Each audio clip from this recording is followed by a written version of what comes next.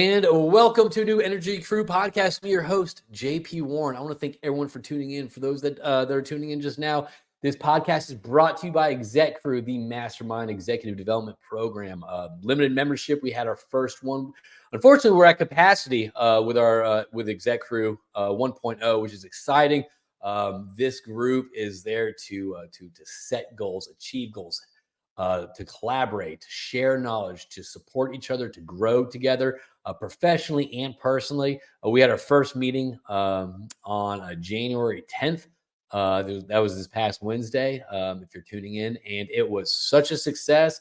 We are extremely eager about Exec Crew 1.1 in July. If you're interested in that, head over to connectioncrew.com, over to Exec Crew, and join the interested list because it's next level. We are extremely excited about it. So, all right, let's get this kicked off. All right.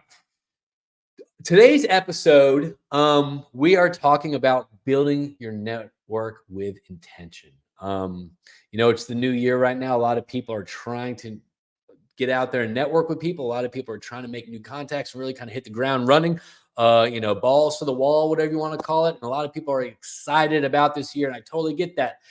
But with that comes a lot of LinkedIn inbox messages, requesting to connect, oftentimes with these messages that don't even apply to you or relate to you. So again, this is all about setting your network up, whether it's online or in person. It doesn't matter. I'm going to kind of go into maybe a different way to look at networking versus walking into any industry event, shaking hands, getting cards. All right, it kind of breaks down into a couple things. All right. Let me put this up here. Let me just kind of, I probably should have read my notes for it. So it kind of breaks down into three things. So you want to connect with people that, number one, who you want to be around. All right. So whenever you're thinking about kind of your networks, it kind of breaks into three aspects for me. All right. If I had to kind of be strategic with networking, number one is who you want to be around. All right. Those are people you want to be around to align with your future goals. Okay. Number two is who you should be around with. That's your customers. That's the other. That's the customers that you need to get in front of. That's the current potential customers. That's the people that bring in revenue, that kind of drive that bus.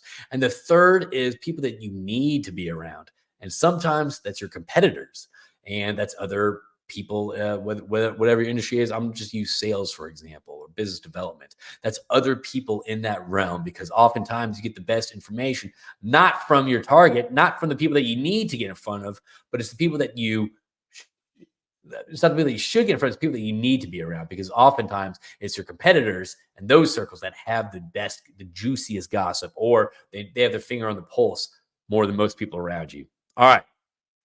This might be a really short episode today, but again, let's think about this. Let's think about online. Let's think about going on LinkedIn behind your computer and connecting with folks. There's a lot of do's and don'ts out there that I think that we already know.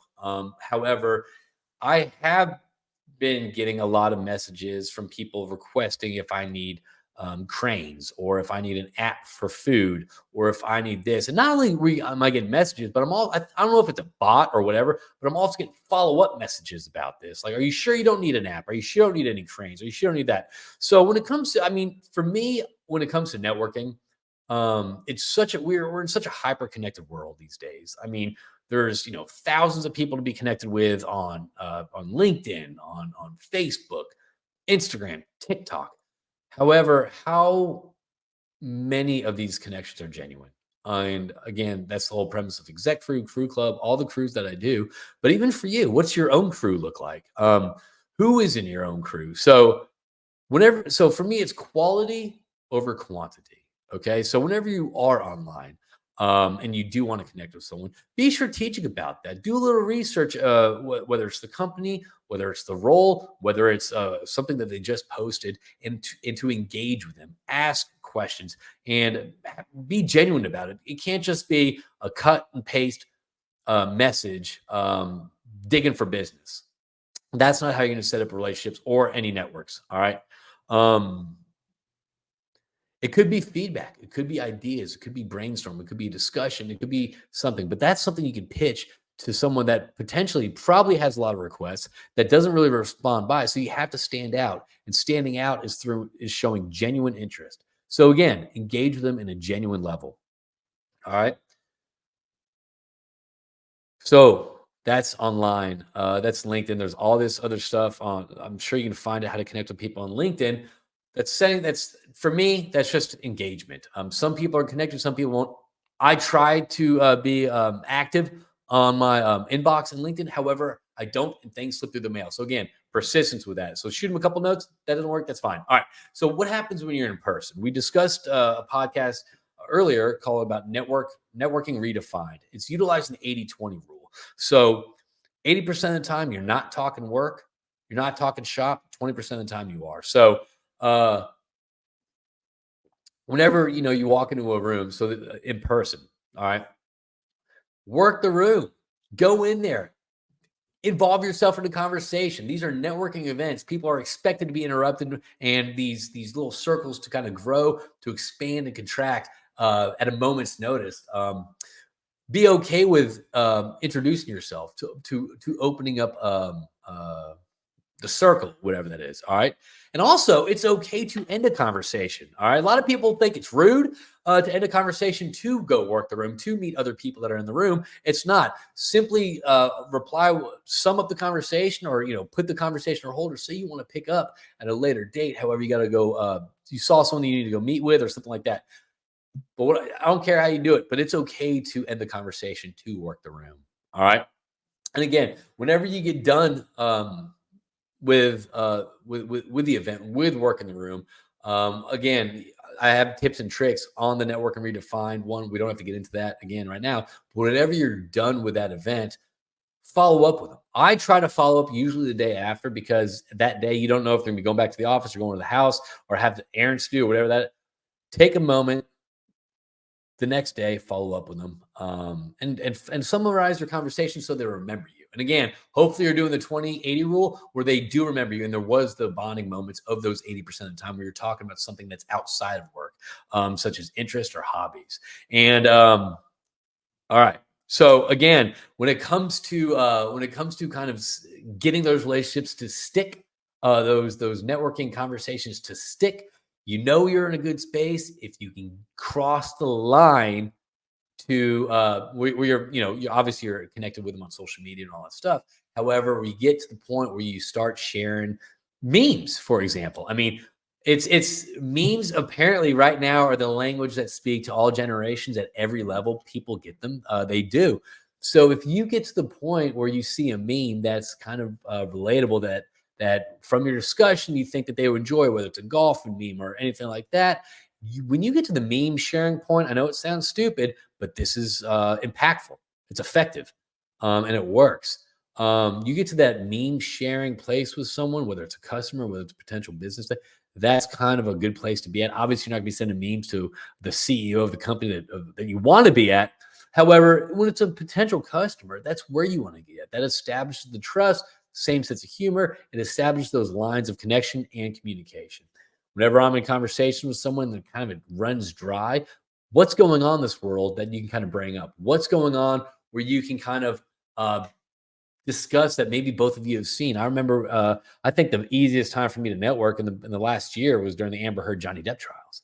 I mean, every person had an opinion on that. Every person would bring that up, whether they weren't engaged with it all, they thought it was the stupidest thing ever, and they'll tell you why it was stupid, or they were dialed in and they would tell you why Amber Heard, shit the bed, literally. So engage in pop culture discussions. Obviously, you don't want to get in stuff that's politically driven or whatever like that, but engage in pop culture discussions. I mean, whether it's what shows you're watching, have you seen whatever it is, have you heard about whatever?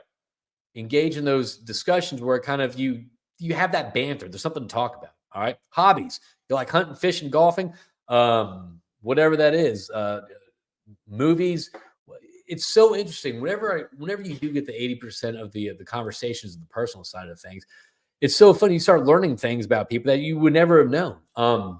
I've gotten to the point where I talk to, be in conversation. I'll bring up, oh, I got married, in Vegas and stuff like that. And they'll be like, oh yeah, the first day I went to Tiesto, and they'll, oh, you like EDM? So next thing you know, it's an EDM conversation. and we're sharing. After that, we're sharing playlists and all stuff. So there's the connection there, and it's not work. It's not, hey, I need this from you. You need this from me. It's the genuine connection there. And at the end of the day, whether you need something from it or not, or they can help you, it's about getting outside of your box, outside of your bubble, behind the screen, and just making some friends. Because at the end of the day, we probably need more connection in this world, more friendships, and you never know where those friendships can lead. All right. So again, do that.